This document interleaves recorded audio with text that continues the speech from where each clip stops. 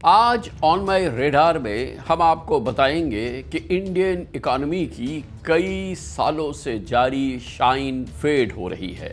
ویسے تو انڈیا کی G D P growth Pakistan سمیت ساؤتھ ایشیا کے تقریباً تمام ملکوں سے کہیں زیادہ ہے۔ نئی دہلی کا اکنامک آؤٹ پٹ درجنوں ڈیولپنگ اور ایمرجنگ اکانومیز سے بہت بہتر ہے، لیکن اپنی تھرڈ ٹرم کے پہلے سال میں شاید پرائم منسٹر نریندر مودی کے ستارے گردش میں ہیں، کیونکہ انڈیا کی اکنامک گروتھ اچانک پہلے کے مقابلے میں سلگش ہوتی نظر آ رہی ہے، سلو ہو رہی ہے۔ فورن پورٹ فولیو انویسٹمنٹ نکالی جا رہی ہے، کرنسی اسٹیبلٹی کو جھٹکے لگے ہیں، ان امپلائمنٹ ریٹ بڑھ گیا ہے، بینکنگ سیکٹر میں لیکوڈیٹی کے ایشوز ہیں، ٹرمپ ٹیرف کی گونج انڈیا میں خوف پھیلا رہی ہے، اور انڈین سٹاک مارکیٹ سینسیکس اور نفٹی کے انڈیکس میں تو ایک زلزلہ آیا ہوا ہے۔ حالیہ دنوں میں انڈیا ٹوڈے میں اپنے آرٹیکل میں ریزرو بینک آف انڈیا کے فارمر گورنر رگھورام راجن نے لکھا کہ انڈیا کا اکنامک سسٹم سینٹرلائزیشن کے تحت چل رہا ہے، ہر سیکٹر میں انٹرنل اور ایکسٹرنل انٹرونشن ہو رہی ہے، جس کے نتیجے میں انڈیا گروتھ ریسیشن کے دور میں داخل ہو چکا ہے۔ یہ بات بھی صحیح ہے کہ اس فسکل ایئر کے آخری کوارٹر میں Indian G D P growth 5.4% تک پہنچی، جو پچھلے سال 8.2% تھی، یعنی ایک سال کے دوران اس اکنامک گروتھ میں 2.8% کی ایک بہت بڑی کمی ریکارڈ ہوئی ہے۔ تاہم اکنامک سروے کے مطابق مارچ 2025 میں فسکل ایئر کے اینڈ تک گروتھ 6.4% تک ہو سکتی ہے، تاہم یہ بھی پچھلے 4 سالوں میں سب سے کم ہوگی۔ The MPC also noted that though growth is expected to recover from the low of Q2 of 2024-25 this year, it is much below that of last year. Last year, you are all aware, it was 8.2%. Finance minister Nirmala Sitharaman نے 1 فروری کو India کا budget پیش کیا، اور budget کے پہلی ہی week میں central bank نے 6.5% انٹرسٹ ریٹ میں 25 بیسس پوائنٹس کی کمی کی۔ انڈیا کے بینچ مارک انٹرسٹ ریٹ میں یہ کمی 5 سال میں پہلی بار کی گئی تھی، اور اس کو احساس ہوا تھا انڈیا کے سینٹرل بینک کو کہ گروتھ جو ہے وہ سلگش ہو رہی ہے، تو کچھ کرنا چاہیے۔ ڈیکن ہیرلڈ کے مطابق مودی جی کو دنیا کی سب سے زیادہ آبادی والے ملک میں جابز کے مواقع پیدا نہ کرنے پہ بدستور پریشر کا سامنا ہے۔ ڈیکن ہیرلڈ نے لکھا کہ انڈیا میں ان امپلائمنٹ کے سرکاری ڈیٹا، آفیشیل ڈیٹا اور پرائیویٹ فورکاسٹرز کے اندازوں میں 2 گنا سے زیادہ فرق ہے۔ گورنمنٹ ڈیٹا ان امپلائمنٹ کی ریٹ جو ہے 3.2% بتا رہا ہے، جبکہ centre for monitoring Indian economy کا کہنا ہے کہ ان امپلائمنٹ ریٹ 8% کے قریب ہے۔ What we are worried about is the people who don't have jobs. Educated joblessness is amongst the youth is very high.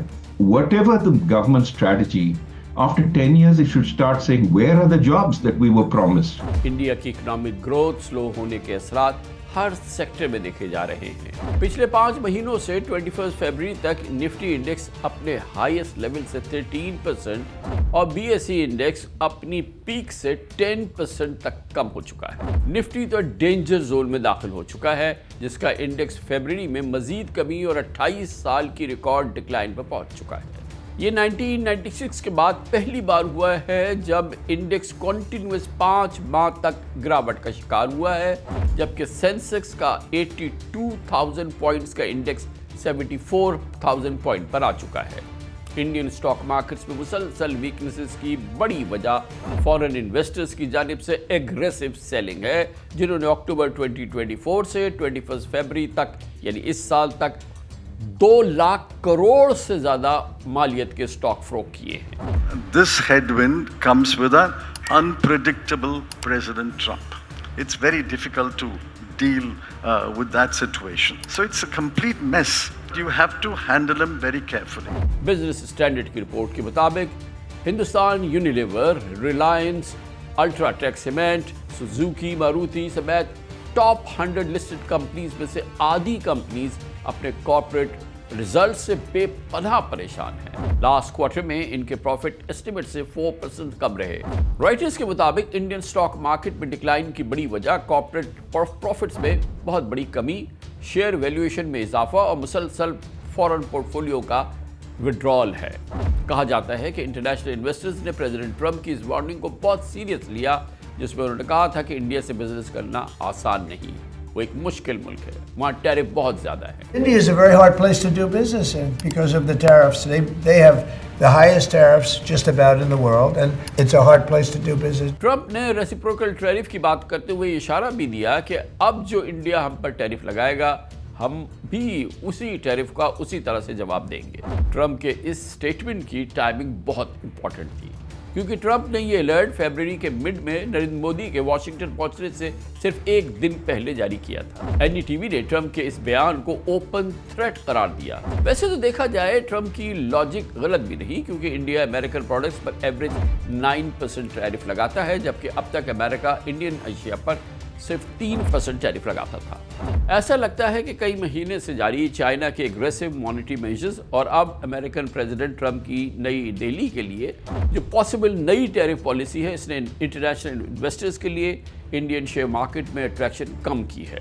اکتوبر 2024 سے 15 فروری 2025 تک انڈین ایکویٹیز سے $31 بلین کی فورن پورٹ فولیو انویسٹمنٹ کی وڈرال ہو چکی ہے۔ صرف جنوری 2025 میں تقریباً $8 بلین ایک مہینے میں نکالے گئے۔ کارپوریٹ کرپشن کے الزامات نے بھی انویسٹرز کے اعتماد کو متاثر کیا ہے۔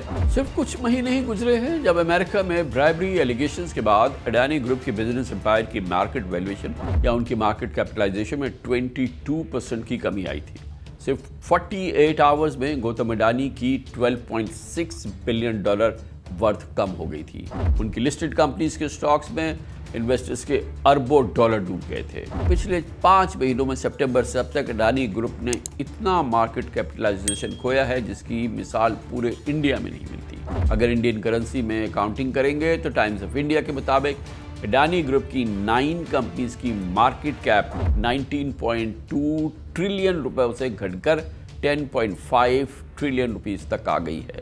اتنی بڑی کمی ہے، یعنی اڈانی گروپ کو تقریباً 8.7 ٹریلین روپیز کا نقصان ہوا۔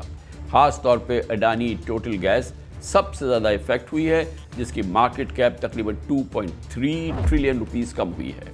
انڈین اکانومی کی اس اوورآل سچویشن نے انڈین روپی پر بھی بہت پریشر بڑھایا ہے۔ ریزرو بینک آف انڈیا نے بینکنگ سسٹم میں لیکوڈیٹی بڑھانے کے لیے اوپن مارکیٹ آپریشنز اور کرنسی سواپ سمیت مختلف out of the box steps لیے، لیکن انڈین روپی کی ویلیو کو سہارا نہیں ملا ہے اور پچھلے 2 مہینوں میں انڈین روپی 3% ڈیپریشیٹ ہوا ہے جس کے بعد ڈالر تقریباً 88 انڈین روپیز کا ہوا ہے۔ 2024 کے آخر تک ایک ڈالر 85.6 انڈین روپیز کا تھا۔ نیو یارک ٹائمز، BBC وغیرہ نے اپنی رپورٹس میں مودی گورنمنٹ کے سابق چیف اکانومسٹ اروند سبرامنیم کا فیڈ بیک شامل کیا ہے جس میں ان کا کہنا ہے کہ ریزرو بینک آف انڈیا نے اکتوبر 2024 سے جنوری 2025 تک انڈین روپی کو بچانے کے لیے مارکیٹ سے $50 بلین انویسٹ کی ہے کہ انڈین روپی کی ویلیو کو بچائے انڈین سینٹرل بینک نے، لیکن پھر بھی انڈین روپی سنبھل نہیں سکا۔ سبرامنیم کا کہنا ہے کہ کرنسی کو آرٹیفیشل طریقے سے ڈیپریشیٹ نہ ہونے دینے سے انڈین ایکسپورٹس کی کمپیٹیٹیونیس پر اثر پڑ رہا ہے۔ RBI policy has contributed to the problem over the last 2.5 years at least. The central bank has basically maintained the rupee constant against the dollar. The exchange rate was fixed and therefore we became less and less competitive and therefore our exports suffered. Over 2.5 years, we've lost about $220 billion. So you've used up your foreign exchange to defend the rupee, which has made the economy uncompetitive. Narendra Modi 2047 کو India کی آزادی کے 100 سال مکمل ہونے تک وکست بھارت کا نعرہ لگا چکے ہیں۔ ان کے اس ویژن یا مشن کا مطلب یہ ہے کہ 2047 تک انڈیا کو ڈیولپڈ نیشن بنانا ہے، لیکن کیا وہ ایسا کر پائیں گے؟ اس کا جواب فی الحال ایکسپرٹس کے پاس نہیں، مگر سوچنے کی بات یہ ہے کہ انڈین اکانومی میں سلو ڈاؤن ایسے دور میں آ رہا ہے جب انڈیا 2 سال پہلے ہی UK کو پیچھے چھوڑتا ہوا دنیا کی 5th لارجسٹ اکانومی بن چکا ہے۔ مورگن اسٹینلی کے مطابق انڈیا جاپان اور جرمنی کو بھی پیچھے چھوڑ کر 2027 تک دنیا کی 3ری بڑی اکانومی بن سکتا ہے، لیکن اس سے پہلے ہی انڈین گروتھ کو اور اس کی اکانومی کو اور GDP گروتھ کو بریک لگنا شروع ہوئے ہیں۔ اور اتفاق کی بات ہے کہ انڈیا کے 5th لارجسٹ اکانومی بننے کے بعد IMF نے اپنے ورلڈ اکنامک آؤٹ لک میں 2 سال پہلے ہی یہ پروجیکشن کر دی تھی کہ انڈیا کی فسکل ایئر 2023 میں گروتھ 7.8% ہوگی۔